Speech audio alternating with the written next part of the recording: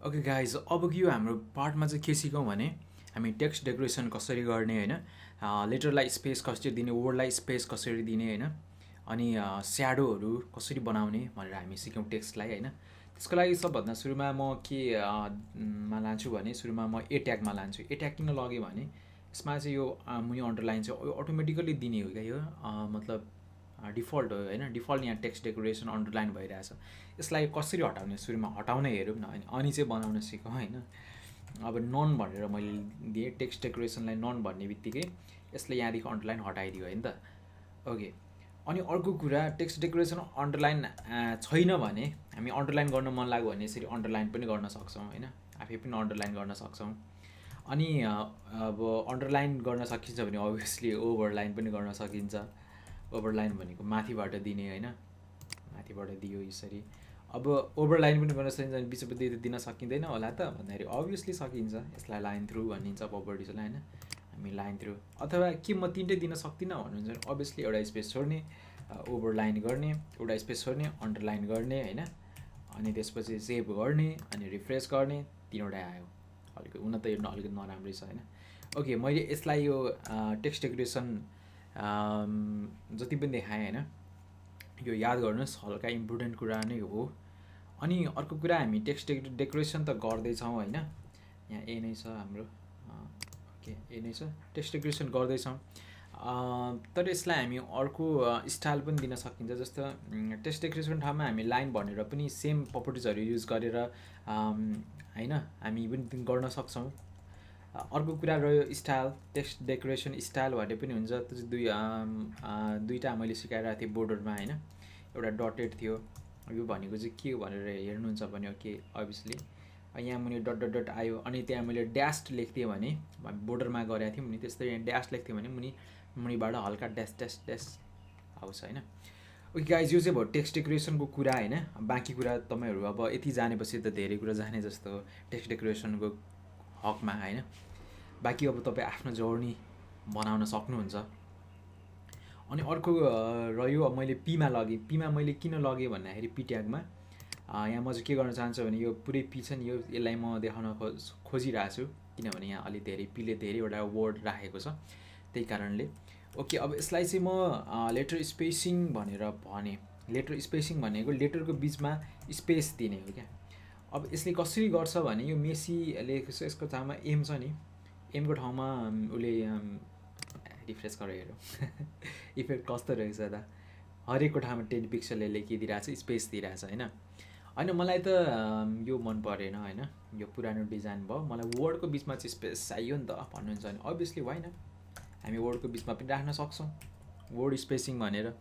अनि 10 पिक्सल राखे पनि भयो, 2 पिक्सल राखे पनि भयो, एज यो विस होइन। यी बिचमा यत्रो ग्याप भइरहेछ, 10 पिक्सल ग्याप भइरहेछ। अनि अर्को कुरा, कुनै कुनै प्याराग्राफहरू यस्तो हुन्छ, जस्तो यहाँदेखि यहाँ तलसम्म हुन्छ नि, अगाडिकोलाई चाहिँ हल्का यहाँदेखि स्टार्ट गरौँ न भन्ने हुन्छ नि त। त्यसलाई चाहिँ के भनिन्छ भने टेक्स्ट इन्डेन्ट भनेर भनिन्छ होइन।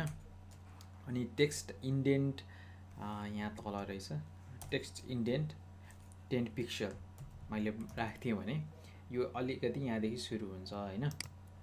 हेर्नु, यो अलिकति यहाँदेखि सुरु भयो नि होइन, यसरी अगाडि अलिकति छोडिदिन्छ। हामी प्याराग्राफ लेख्नुभन्दा अगाडि छोडिन्छ नि, त्यसलाई नै इन्डेन्ट भनिन्छ। सो यसले यसरी इन्डेन्ट पनि राखिदिन्छ।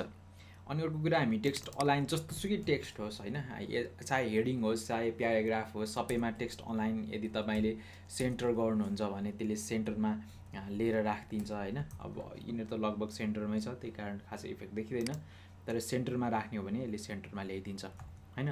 टेक्स्ट अलाइन सेन्टर भनेको टेक्स्टहरू जति पनि हुन्छ त्यो सेन्टरमा मात्रै होस्, अथवा भनौँ भने यसरी गर्ने राइटतिर होस् भन्यो भने राइट दिने होइन, लेफ्टतिर होस् भनेर सोच्नुहुन्छ भने लेफ्टतिर दिने हो क्या, यसरी दिनुपर्छ।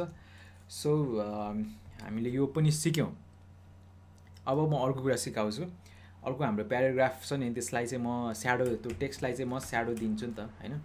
टेक्स्टलाई स्याडो दिउँ, कसरी दिउँ भन्दाखेरि यसको हल्का लजिक बुझ्नुपर्छ। जस्तो 2 पिक्सल छ नि, यो 2 पिक्सल भनेको चाहिँ सुरुमा दिने चाहिँ राइटतिर धकेल्ने हो होइन।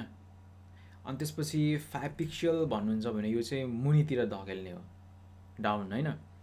अनि कतिको छरियोस् त भन्ने हुन्छ नि, छरियोस् मतलब होइन, त्यो चाहिँ यो बिचको अनि लास्टमा हामी कुन छाया लागोस् त भन्ने यो चाहिँ कलर हो हैन। ओके मैले 7 राख्थेँ। Let me show you guys हल्का आयो नि हैन। अब यो चाहिँ 2 पिक्सल राख्यो भने स्प्रिड भनेको यो खासै छरिएन नि त, लगभग छाया जस्तो देखियो हैन।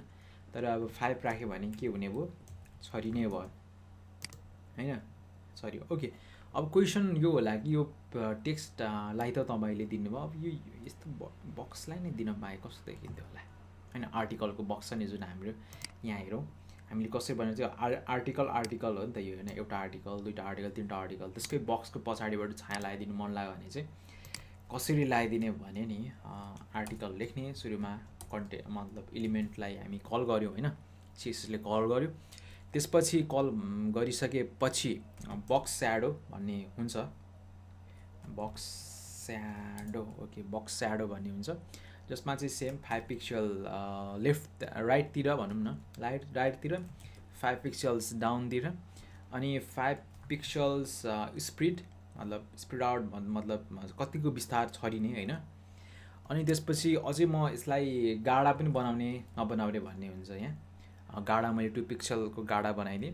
अनि त्यसपछि कलर तपाईँले दिन सक्नुहुन्छ। यसरी दिनुभयो भने बक्सको यो वरिपरि पनि के बन्छ, छाया बन्छ कि बन्दैन त मी सो यु गाइज के बन्यो नि हैन।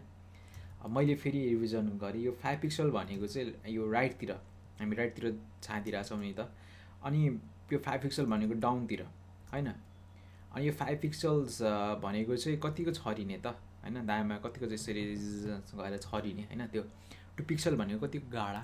अब यसलाई तपाईलाई बढाउँदै जानुहुन्छ भने तपाईँले गरेको डाइरेक्सनतिर बढ्दै जान्छ, माइनसतिर लानुहुन्छ भने अब के हुने भयो, तपाईँले गरेर उल्टो हुने भयो हैन। सो यसरी तपाईँहरू स्याडो पनि दिन सक्नुहुन्छ। ओके गाइज अहिलेसम्म चाहिँ के गऱ्यौँ त भन्दाखेरि हामीले नर्मल्ली CSSको बेसिक कुराहरू सबै सिकिसक्यौँ। अब हामी अलिकति एडभान्स कुरा हामी नेक्स्ट पार्टहरूमा हेर्दैछौँ। त्यसपछि लगभग तपाईँ CSSको पनि एकदम ट्यालेन्टेड गाई हुन सक्नुहुन्छ। Okay guys see you, have a great day ahead.